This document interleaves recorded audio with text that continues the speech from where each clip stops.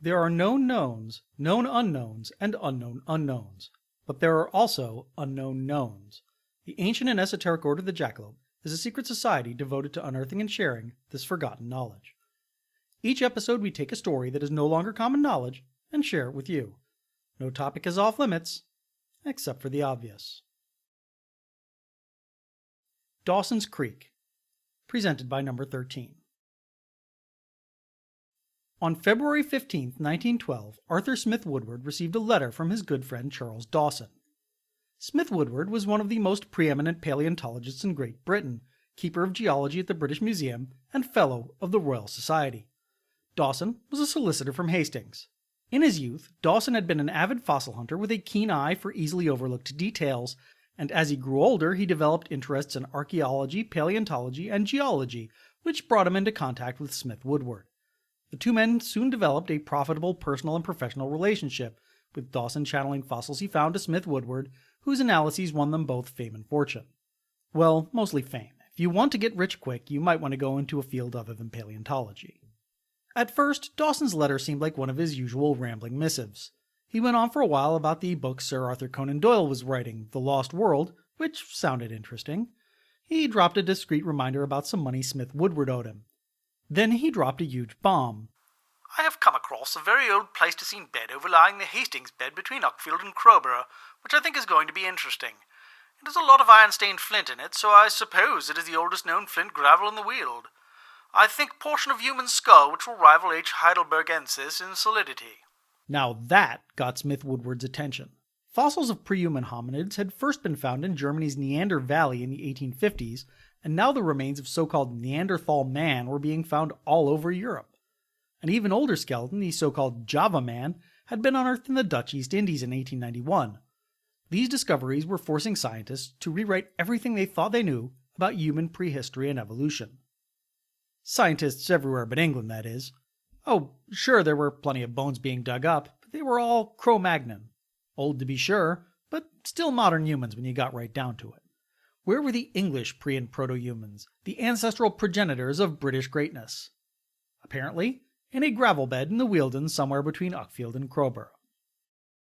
Professional commitments kept Smith Woodward and Dawson apart until late May, but when they finally managed to get together, Dawson had quite the tale to tell.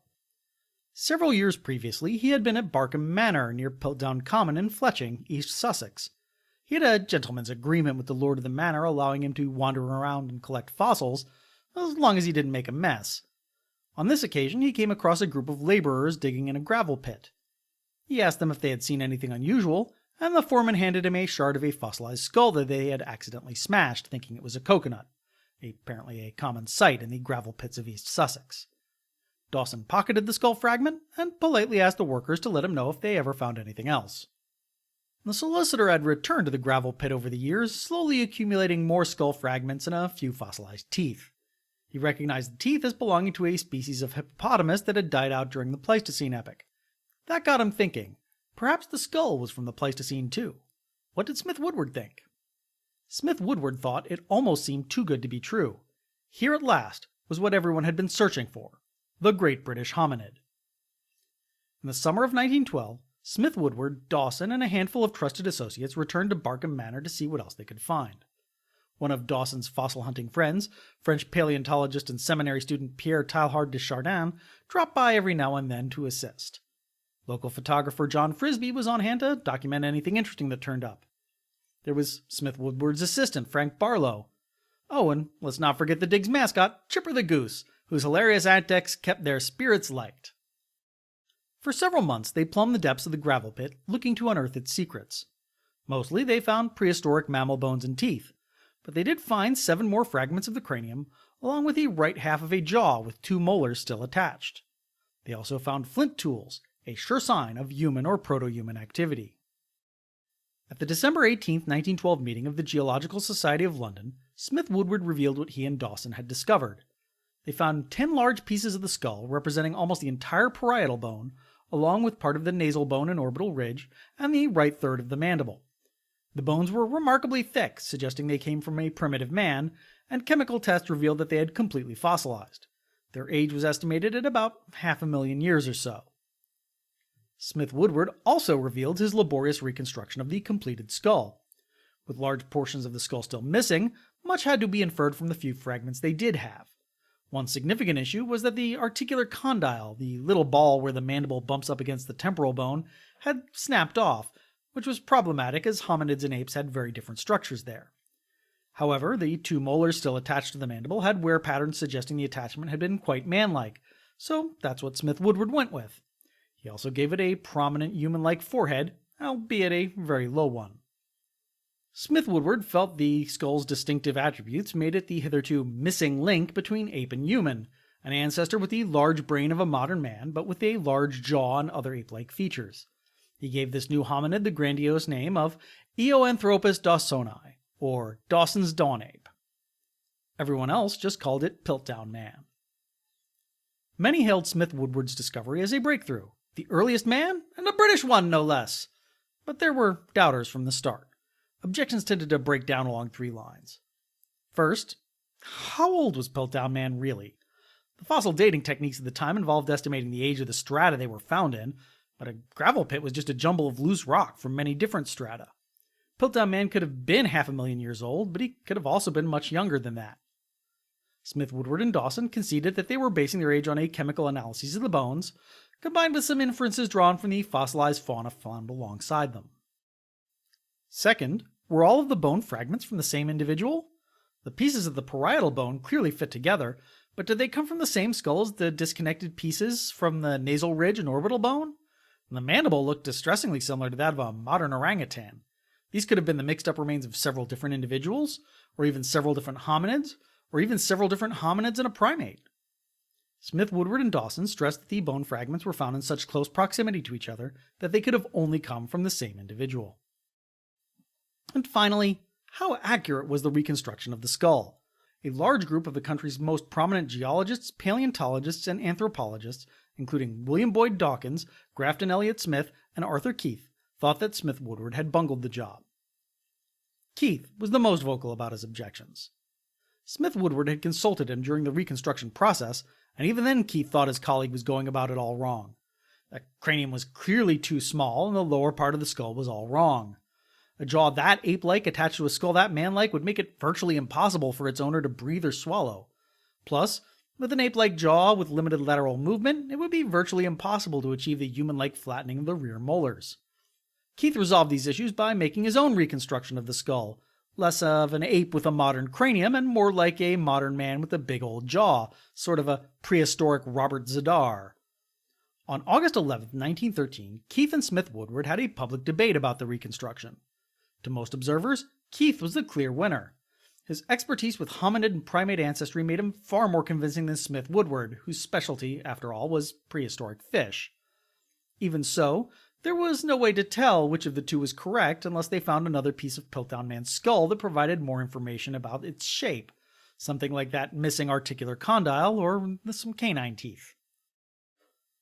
9 days after the debate, Teilhard de Chardin found one of Piltdown Man's missing canines. It projected forward, like an ape's, suggesting Smith Woodward's reconstruction had been right all along. Keith swallowed his pride and admitted defeat. Over the next several years, Smith Woodward and Dawson continued to plumb the depths of the gravel pit at Barkham Manor. The rest of Piltdown Man's remains eluded them, though they did unearth evidence of complex toolmaking, including a large club carved from an elephant's thigh bone. Each new find literally rewrote the timeline of early human history. Then, on August 10, 1916, Charles Dawson died unexpectedly from a case of blood poisoning caused by his chronic periodontitis. People, go see your dentist. At his funeral service, he was remembered as the Wizard of Sussex, one of the last and greatest of Britain's gentlemen scientists. Several months later, Smith Woodward sadly revealed his friend's final discovery: more hominid skull fragments and teeth from somewhere near Sheffield Park that appeared to be from the same species as Piltdown Man. Dawson had found these Piltdown II fragments in 1915, but his illness had prevented him from leading Smith Woodward to the site. After Dawson's death, Smith Woodward spent many months searching for the Piltdown II site, but was unable to locate it. Further excavations of the original Barkham Manor site also proved fruitless. There was nothing more to find, it seemed. That was all right. Important discoveries had been made. The earliest man. The earliest Englishman. Proof, at last, that man had first evolved big brains and then rose up on his own 2 feet. Still, not everyone was on board. Non-British paleontologists continued to find some of the nationalistic claims about Piltdown a bit much. Others still maintained that the skull and jaw didn't go together. Didn't help that no one was finding anything like Piltdown Man anywhere else. In the 1920s, better documented and verified discoveries like Peking Man in China and the Tong Child in South Africa created a narrative that was exactly the opposite of brains before bipedalism. They seemed to suggest that hominids first rose up on two legs, then developed smaller jaws, and then larger craniums. More discoveries in the 1930s and 1940s seemed to cement the idea. Piltdown Man began to look less like the missing link between human and ape, and more like a weird mutant atavism or dead-end evolutionary offshoot. A growing chorus of paleontologists and anthropologists began to clamor for the remains to be tested, so they could see just what the heck was going on. That was never going to happen while Sir Arthur Smith Woodward was alive. He guarded the remains like a jealous lover, and he had his reasons. First, most of the tests being proposed were inherently destructive, and he didn't see the point of ruining a perfectly good fossil for the sake of an inconclusive test. And second, well, his good name and reputation depended on those remains being authentic, and he wasn't going to give his knighthood up without a fight. Of course, you can't live forever, and Smith Woodward passed in 1944. Several years later, in 1949, the British Museum finally allowed the Piltdown remains to be tested. The honors went to Dr. Kenneth Oakley, a paleontologist who had been refining the technique of fluorine dating. The basic idea behind fluorine dating is that fluorine continues to bind to the calcium in bones after death, so by testing the amount of fluorine in a fossil, you can get a general idea of how old it is, with more fluorine indicating a greater age. It's not a perfect technique. Environmental variations in the amount of fluorine can make it useless for establishing an absolute chronology, but it can be useful for establishing the relative age of fossils from the same area and confirming whether two bones come from the same individual. Oakley tested the Piltdown fragments as well as some of the fossilized animal remains recovered from Barkham Manor and other nearby sites. The results were, well, not entirely unexpected if you've been following along. The Piltdown remains were far younger than the animal remains.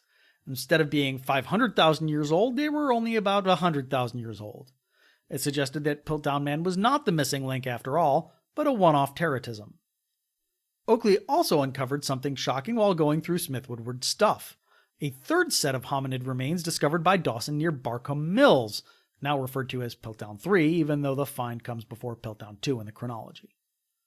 For some reason, Smith Woodward had never investigated the Piltdown 3 remains further, and hidden them away in his office. In 1953, word of Oakley's tests and the existence of Piltdown 3 reached Joseph S. Weiner, a professor of anthropology at Oxford. When he heard them, he was struck by the realization that Piltdown 2 and 3 had never been investigated in any meaningful way, and frankly, neither had Piltdown 1.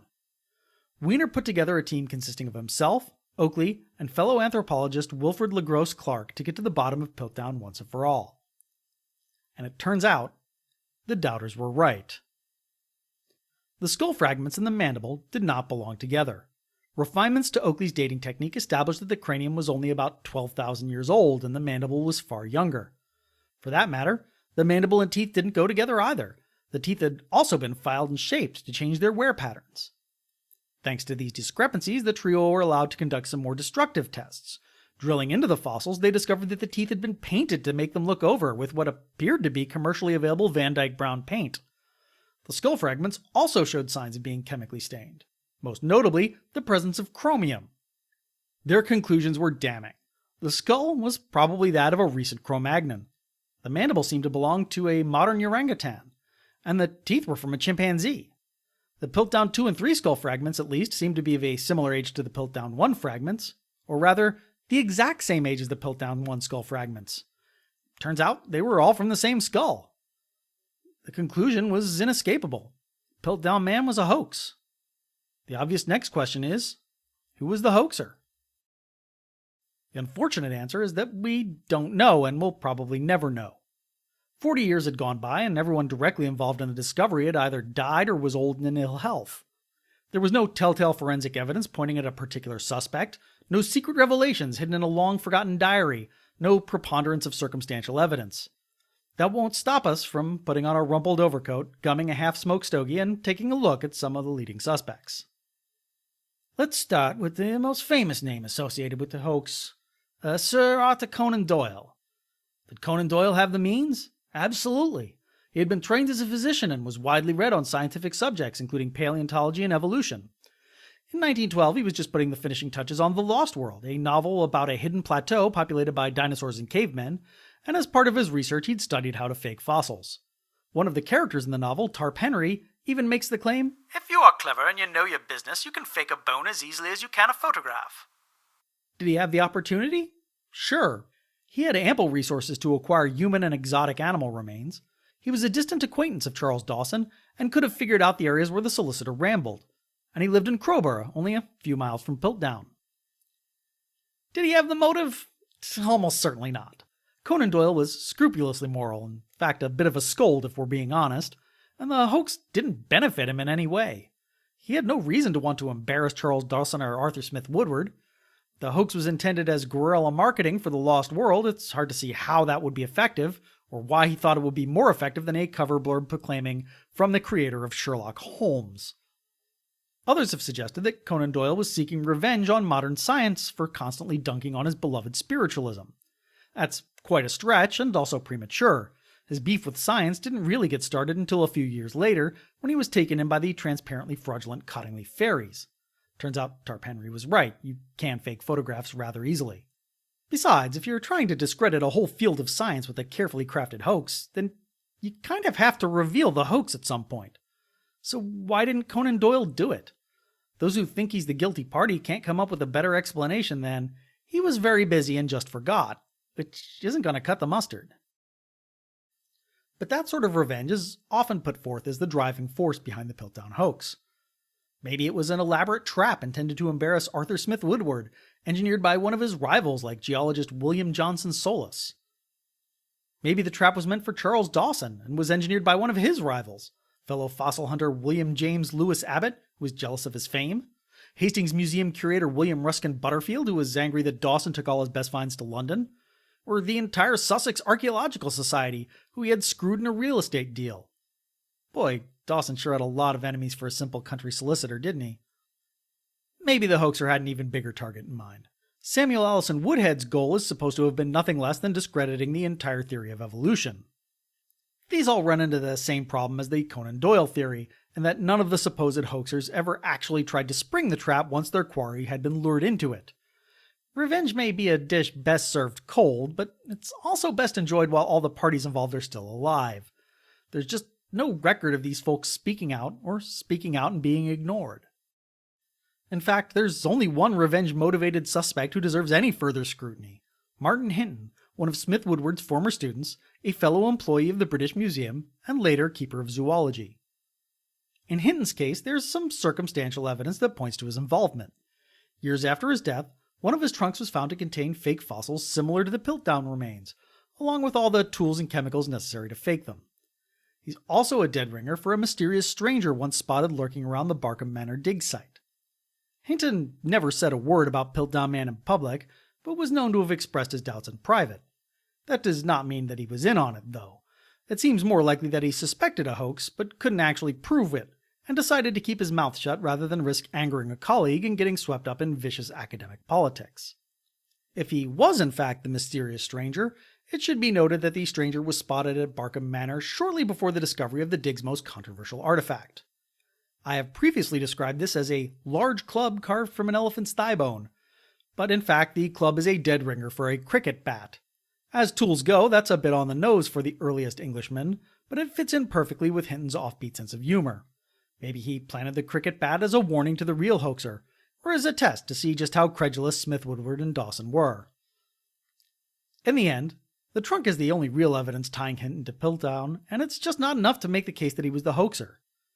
Yes, the contents of the trunk could be used to fake fossils, but they also had perfectly legitimate uses, and there's no evidence Hinton ever tried to pass off fake fossils as real ones. So it's clear revenge couldn't have been the hoaxer's true goal. It seems far more likely that the hoaxer intended to use the hoax to further their own career. Two of the suspects often considered here are Grafton Elliott Smith and Arthur Keith. They had been involved in the acrimonious public debate over Smith Woodward's reconstruction of the skull. They lost that debate, though, which would seem to eliminate them as suspects. The thought seems to be that they were outfoxed by a second hoaxer, and kept mum so their own involvement wouldn't be discovered. This theory has one major flaw. If Elliott Smith or Keith intended to use Piltdown Man to further their own careers, then why involve Smith, Woodward, and Dawson? It would have been far easier for the hoaxer to just cut them out of the picture and grab all the glory for themselves. That train of thought suggests that the hoaxer did grab all the glory, or at least part of it.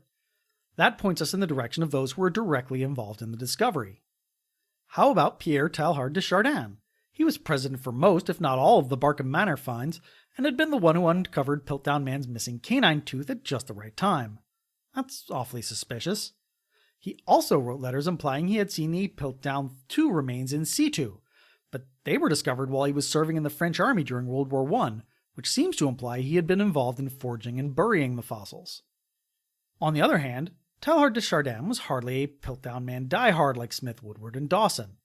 He had written papers expressing his doubts as early as 1920, though he kept his criticisms mild out of respect for his dead friend and esteemed colleague. In 1921, he was involved in the discovery of Peking Man, one of the first big chinks in Piltdown's armor. Those letters? They were written 40 years after the fact, and the inconsistencies seem less like the telltale slip-ups of a congenital liar and more like the mental lapses of a very old man. If you read them closely, he doesn't actually claim to have seen the remains, only the field where Dawson found them, and he seems to have mixed up Piltdown II and Piltdown III. Teilhard de Chardin seems to have been singled out for extra scrutiny simply because he was the easiest person on the dig to other. The British suspected him because he was French. Protestants suspected him because he was Catholic. Atheists suspected him because of his attempts to reconcile evolutionary theory with theology. Professional scientists suspected him because he was a dilettante. In the end, though, he just turns out to have been a guileless young man who aged into a guileless old man with a bad memory. How about Arthur Smith Woodward? If there was anyone who benefited from the hoax, it was him. The discovery of Piltdown Man brought him fame, fortune, high honors, and a knighthood. He also engaged in some suspicious behavior, covering up the Piltdown III finds and blocking forensic testing of the other Piltdown remains. But ask yourself this. If Smith Woodward was really the hoaxer, why did he spend years fruitlessly searching Piltdown, Sheffield Park, and Barkham Mills for remains that never materialized? It can't all be part of the cover-up. Most of Smith Woodward's colleagues thought his personal integrity was above reproach and felt he was an innocent dupe. On the other hand, his actions later in life suggest he had some doubts about the authenticity of the Piltdown finds, and that rather than bring them to light, he covered them up in order to preserve his reputation. Smith Woodward may not have been the perpetrator of the hoax, but he was definitely a perpetuator of the hoax. Dupe, yes. Innocent, not so much. How about Charles Dawson? Well, for years the opinion was that the expertise required to fake a fossil was far beyond the reach of a simple country solicitor. Still, it's a little suspicious that Dawson was extremely vague about the circumstances surrounding the initial Piltdown finds, and that he was the only person present for every major find on the dig, and that according to some witnesses he even seemed to be subtly steering workers towards the areas where discoveries were subsequently made, and that no new fossils were found after his death. Perhaps he was in league with the true hoaxer. But what if I told you that on at least 2 occasions, Dawson was caught chemically treating and staining bones in his law office? It's true. The accusations came from locals who had access to grind with Dawson, so they do have to be taken with a grain of salt. But what if I told you that in 2003, Miles Russell conducted a review of Dawson's career as an antiquarian and paleontologist and turned up almost 4 dozen obvious frauds? The highlights include a Neolithic stone axe, which conveniently crumbled to dust before anyone else could see it, a weird prehistoric rowboat found buried on the beach in Bexhill, which once again conveniently disintegrated before it could be shown to anyone else, a strange transitional form of horseshoe, half nailed on and half tied on, that would have been utterly useless, a Roman cast iron statue rescued from a cinder heap in Sussex, which turned out to be made with techniques not known to the Romans, Roman-era bricks and building materials that were only revealed to be frauds by modern chemical analyses, a forged bronze seal from Hastings Castle, and any number of doctored fossils including stained bones and filed teeth. And those are just the obvious frauds. There are dozens of other artifacts that seem to be legitimate but whose provenance is sketchy at best. At this point, you'd have to start thinking that Charles Dawson was either the most credulous individual in the world, or that he was the hoaxer. Let's be honest. If you're willing to entertain the idea that a dilettante like Sir Arthur Conan Doyle was capable of faking the fossils, you have to concede that the same techniques are easily within the reach of an enthusiastic hobbyist. The circumstantial evidence connecting suspects like Martin Hinton to the case is weak at best, but the circumstantial evidence connecting Charles Dawson to the case is almost overwhelming. It is not a stretch to say that he is the only person who can, absolutely, positively, 100% be directly connected to the fraud. Dawson seemed to have two motives: improving his social standing by winning a knighthood and admission to the Royal Society, and recapturing his youthful glory days when he was the fossil-finding boy wonder of Sussex. He probably would have gotten away with it too if it weren't for his untimely death. Ironically, that same untimely death is what put him above suspicion. It stopped the hoax before he could overextend himself and slip up, and shielded his memory with the very British urge to not speak ill of the dead. So, definitely Dawson then. The only question we can't answer is if he had an accomplice. If he did have an accomplice, who could it have possibly been? It doesn't seem to have been Smith Woodward or Hinton or Teilhard de Chardin. But what if those other suspects are mere red herrings, meant to distract us from the real mastermind, Chipper the Goose? Everyone knows that geese are assholes. It would be just like a goose to fake a series of Pleistocene fossils, bury them in a gravel pit, hide the rake, and then lock me in a telephone booth and make me soil my pants. That's just classic goose. Untitled Goose Game jokes aside, it's astounding how quickly Piltdown Man was removed from the science books once the hoax was revealed. Only a few diehards continued to insist that Piltdown was authentic, and their objections seemed less like scientific ones and more like attempts to salvage the reputations of Smith, Woodward, and Dawson. In 1959, a third round of tests established that the skull was in fact no more than 500 years old, and even the diehards had to give up. Today, Piltdown Man is a cautionary tale, a warning to scientists about the dangers of deferring to authority, and a reminder that sometimes if something seems too good to be true, it probably is. Key sources for this episode include Miles Russell's Piltdown Man, The Secret Life of Charles Dawson and the World's Greatest Archaeological Hoax, John Evangelist Walsh's Unraveling Piltdown, The Science Fraud of the Century and Its Solution, Sir Arthur Smith Woodward's The Earliest Englishman, J.S. Weiner's The Piltdown Forgery, and Lydia Pyne's 7 Skeletons, The Evolution of the World's Most Famous Human Fossils. Connections. Piltdown Man is written up in our holy text, Strange Stories, Amazing Facts, and the article The Ancestress of Man, page 474. We talked about our love of the good book in our teaser episode, Strange Stories, Amazing Facts. The discovery that fluorine continues to accumulate in fossilized bone was made by Swedish chemist Jans Jacob Berzelius. You may remember Berzelius from his brief appearance in part 1 of Westward Huss, when he revealed that a so-called runic inscription was nothing more than a naturally occurring crack in a rock.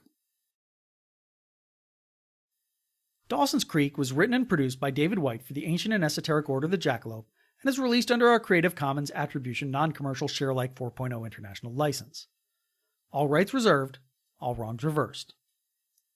The script for this episode, with sources, links, and more, can be found on our website, orderthejackalope.com. That's orderthejackalope.com, with hyphens between the words. Do you have opinions about this episode? Why not share them on over on our Discord server? Link in the show notes.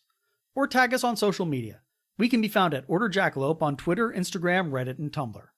If neither of those options work for you, you can always send us an old-fashioned email at jackalope@orderthejackalope.com. We're recruiting new lodge members. We'll initiate anyone into the secret mysteries. All they have to do is share a secret mystery of their own. Visit our website and click Join Us for more information.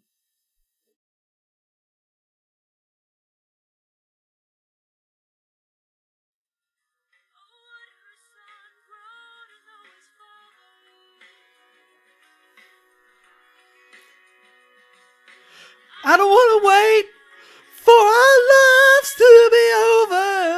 I want to know right now, what will it be? I don't want to wait for our lives to be over. Will it be yes or will it be? Sorry. Do, do, do, do, do.